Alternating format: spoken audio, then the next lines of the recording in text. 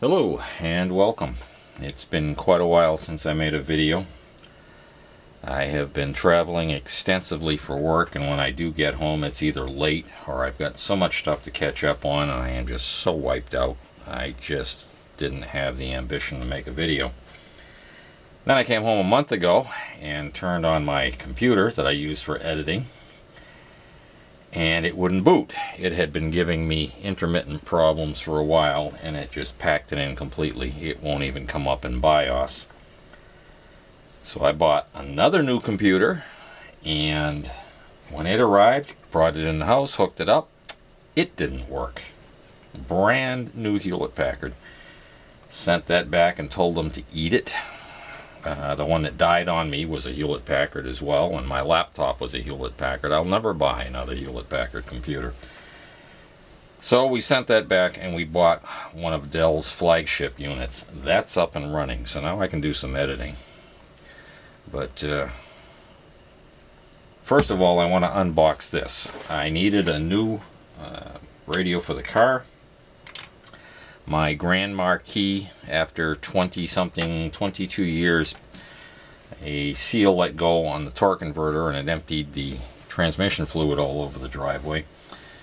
So we sold that to a fellow who had the facilities to pull the transmission, and he put a torque converter in it, and he's happy as a clam. It's running well. But it was getting on in years. But the radio package that I had in the Grand Marquis won't fit in my new Buick. Now, normally I don't buy Yaesu. As you guys know, when I work on a lot of ham radio equipment, and because of that, I normally don't buy Yaesu. But this was an attractive package. It will fit nicely in the car. The front is removable. And I'm hoping that I will get lucky with this one. There's a lot of issues listed on the internet about these. This is a UHF VHF, and I think it's 40 and 50 watts. And a lot of issues with the UHF section only transmitting 5 watts instead of the 40 watts. A lot of issues with the modulation being low on transmit, only deviating about 1 kilohertz where it should be close to 5. And they say that the receive audio on this is very weak. The volume control only works for about half its range, and then no further increase with the rest of the travel. We will see. You're seeing this as I bought it. I just brought this home. It was at work waiting for me when I got back to the company tonight, and I'm hoping this will function. So, long story, blah blah blah, but there we are. Let's see. I'm unboxing this real time. I have not looked at this thing yet. We will run it through the service monitor and see how it fares. Now, this unit, why didn't I go with an ICOM? ICOM, the radio I looked at from ICOM, didn't even come with a mobile mount. That pissed me off. It didn't come with a remote kit for the remote head. This radio comes with the mobile mount. It comes with the remote kit. It comes with the cable. It comes with the remote mount. I am just so disappointed in ICOM that they're starting that nonsense of not giving you a kit. You have to buy the mounting kit. Absolutely unacceptable for a mobile radio. It should come with at least a standard normal mounting bracket. So ICOM, you lost a sale. Alright, that's out of the box. Yaesu limited warranty card, like Ave says, AVE will get rid of that. Because if it doesn't work, it's going back. We're not going to wait for any warranty period. Here we've got the operating manual. Let's take a quick look at the specs and see what specifications are on page 2. And there's page 1, there's page 2. Let's see what it says here for transmit output power. It says 50, 20, 10, and 5 on 144, and 45, 20, 10, and 5 on 430. So we will see if that is indeed the case. There's the hand mic. Put that aside. There's our power cables, spare fuses, mobile bracket. See, ICOM, mobile bracket. Microphone mount, fuses. let's see what we got in here. We should have the radio. There it is. Pull that little puppy out. I hope I'm in frame here. There we go. That might be a little better. We're in frame. There's the radio. Make sure I bring the camera over here a little bit just to make sure I stay in frame. And excuse me if I seem a little bit disjointed here. I am spent. I'm just absolutely beat, but I had to get this radio out. Check it out. And this weekend I will get it in the car. With all the traveling I'm doing, I need something to keep me awake. Not a bad looking little faceplate. There's a little latch over here on the side. But supposedly, there we go, releases the front panel. And I believe this is invertible. And the reason for that being, if you want to put the radio, let me just unplug this to make life easy. If you want to put the radio with the speaker facing down in the car, you can put the faceplate on in that direction, I believe. Let's see. Yeah, I believe this is invertible. I know it's... No, maybe it isn't. Maybe it... Yeah, it sure looks like it should be. It's definitely remotable. There it is. So that's on that way. Now let's flip it over. And this should also clip on this way. Come on, get in there. Nope, it doesn't go the other way around. Shame on you, Yaesu. You should have made that flippable. That's annoying. Now I'll be mounting this under the seat, so I don't care about the speaker, but there's one for you, Yaesu. That should be invertible. You should be able to flip it over. There's hooks on both sides, but there's no place to put the little button in here. Because if you've got it in the car on the dash, you want the speaker on the top. But if you've got it under the dash, you want the speaker on the bottom. Oh well, we're not mounting it that way, so we'll take it as it is. I'm going to get the power hooked up to this and get some test equipment up and running, and we'll see how it fares. Okay, other than to look at the specifications, I haven't cracked the service manual. You can probably hear the service monitor humming away in the background. It's got a nice noisy fan. Noisy fans make me crazy. I won't get onto that rant again. We've got 13 volts going into this thing. Normally your car is running about 13.8 when you're heading down the highway, so 13 volts ought to be good. We're going to turn it on. We're going to turn it on. Oh, okay. It woke up. Looks like it's in UHF. Now let's see how intuitive this is. I hate radios or hate equipment that doesn't work intuitively. And my latest ICOM mobile is a piece of junk. The 2300.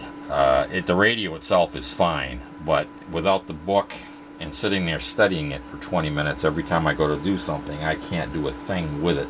Fortunately, I have the software to program it. That sits in the truck, and I don't do anything with it much other than use it as a mobile rig. So let's see. It's on 70 centimeters. It says band set. Will that let me change the band? No. That says 850. Oh, 144. Yes. Okay. So we have 250. That must be received. 350. 430. This is supposed to be... Let's try the high power. I don't know what state it's in. Let's see. Tone. Low accessory. Let's see here. Low. Mid. High. There we go. Let's hope that's high power. And okay, we're on the 120 watt scale, and it's showing about 45 watts on UHF. Very good. Test 1 has been passed. Let's try 144 megahertz. Let's see. Mid, low, mid, high. Let's see. Almost 50 watts. I'll accept that. Okay, next thing I'm going to do is hook up to the service monitor, and we'll take a look at the deviation.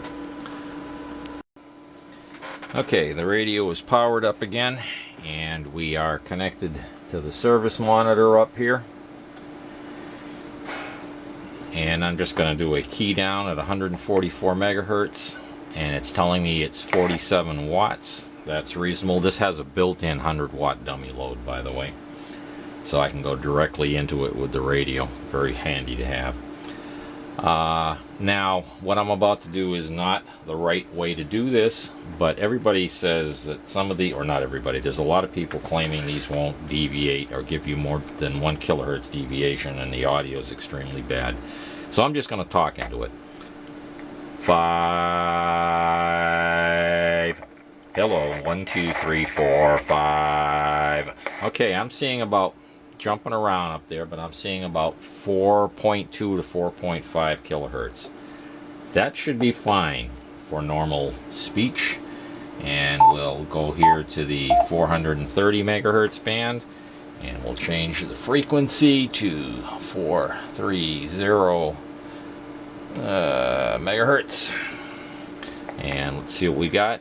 That says 36 watts. Are we still on high power? Low, mid, mid, mid, mid.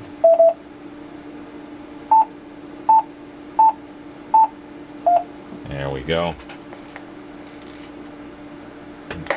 Oh boy, that fell off.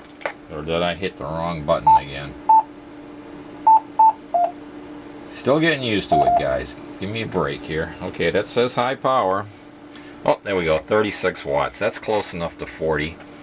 5. I'm seeing 5 kilohertz of deviation there. So, maybe, just maybe, this radio is going to work out all right. We've proven the basics work. Oh, audio receive here. Let's see what happens.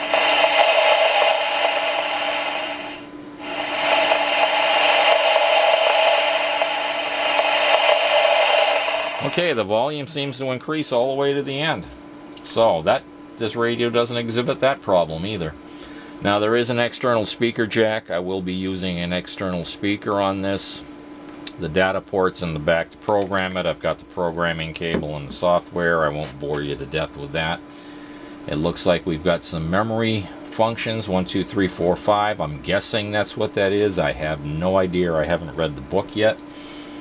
This is my first unpacking, and I just wanted to make sure it was working, or whether or not I had to take it back and drop it off at the ham radio store tomorrow and tell them to take it back. So it looks like I'll probably be keeping this. We're going to program it and put it in the car. So if you bought one of these, or you're buying one of these, this one seems to work. This is the 7900, by the way, the Yaesu FT 7900RE. I will probably use it primarily on 2 meters while I'm commuting, or traveling off to Syracuse, New York, or upstate Maine, or wherever I happen to be heading on whatever particular trip I'm on at the time. Spec we can take a look at real quickly here is the receive sensitivity, and at 144 megahertz this is spec at 0.2 microvolts for a 10 dB synad, signal to noise. Up here I'm running at about 10 dB synad, and I've got a level of minus 123 dBm, which actually beats the published specification. We've at 123 dBm I'm looking at 0.158 microvolts. At any rate, it certainly is meeting its specification.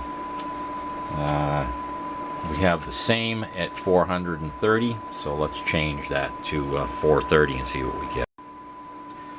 Okay, it beats the specification on 430 as well. Two-tenths of a microvolt to be around minus 120.5 dBm. This is 121 dBm, and I'm still at 15. Let's drop it down a little bit. 22, 23, that's just bouncing around 10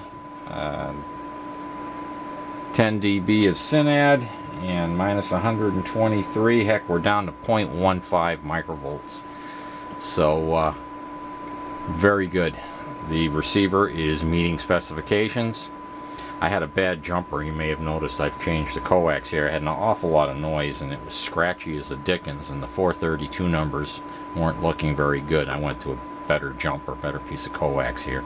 A little stiff, but as soon as I did that, the signal to noise ratio came right back into where it should be.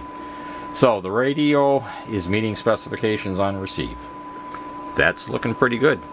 Kudos, Yaesu. I'm very impressed with this little radio. And on the AM aircraft band, it doesn't quite meet the published specs at 108.5 dBm, which is around 0.8 microvolts. It should be 10 dB SYNAD. It's only about 8.5, perhaps 9. I can live with that. I bought this primarily for 2 meters and 70 centimeters, and it's going to be absolutely sensitive enough to listen to the aircraft if I park down by the airport for an afternoon. So again, kudos, Yaesu. Nice little radio. I am impressed in spite of myself.